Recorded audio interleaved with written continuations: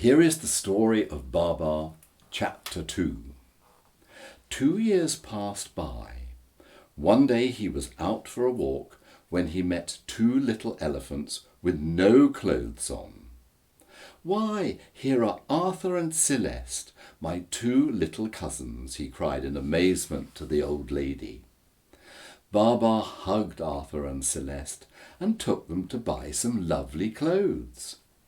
Next he took them to a tea shop where they had some delicious cakes. Meanwhile, in the great forest, all the elephants were searching for Arthur and Celeste, and their mothers grew more and more anxious. Luckily, an old bird flying over the town had spied them and hurried back to tell the elephants. The mothers went to the town to fetch Arthur and Celeste. They were very glad when they found them, but they scolded them all the same for having run away.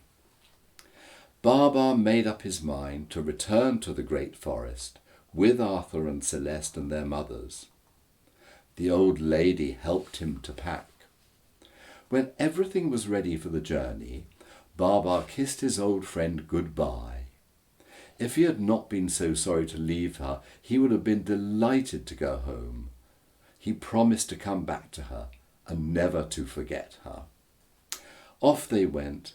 There was no room for the mother elephants in the car, so they ran behind, lifting their trunks so as not to breathe in the dust. The old lady was left alone, sadly thinking, "When shall I see my little Babar again?" Alas, that very day, the king of the elephants had eaten a bad mushroom. It had poisoned him. He had been very ill and then died. It was a terrible misfortune. After his funeral, the oldest elephants met together to choose a new king. Just at that moment they heard a noise and turned round. What a wonderful sight they saw! It was Babar arriving in his car, with all the elephants running and shouting, "Here they are! Here they are! They have come back! Hello, Babar! Hello, Arthur! Hello, Celeste!"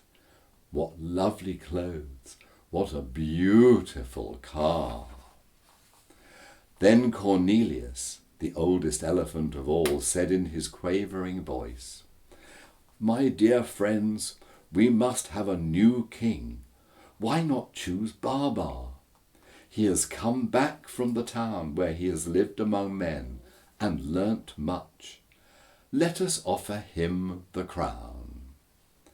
All the elephants thought that Cornelius had spoken wisely, and they listened eagerly to hear what Babar would say. "I thank you all," said Babar, "but before accepting the crown, I must tell you that on our journey in the car, Celeste and I got engaged to be married.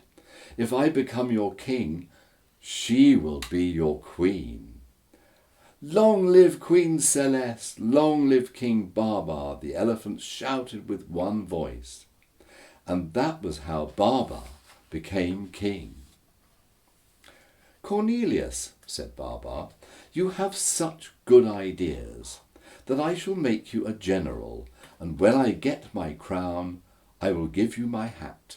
In a week's time I am going to marry Celeste. We will give a grand party to celebrate our marriage and our coronation."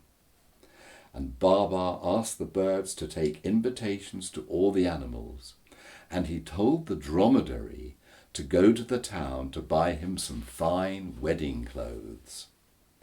The guests began to arrive, and the dromedary bought the clothes just in time for the ceremony. After the wedding and the coronation, everyone danced merrily. The party was over. Night fell, and the stars came out. The hearts of King Babar and Queen Celeste were filled with happy dreams. Then all the world slept. The guests had gone home, very pleased and very tired after dancing so much. For many a long day they will remember that wonderful ball. Then King Babar and Queen Celeste set out on their honeymoon in a glorious yellow balloon to meet with new adventures.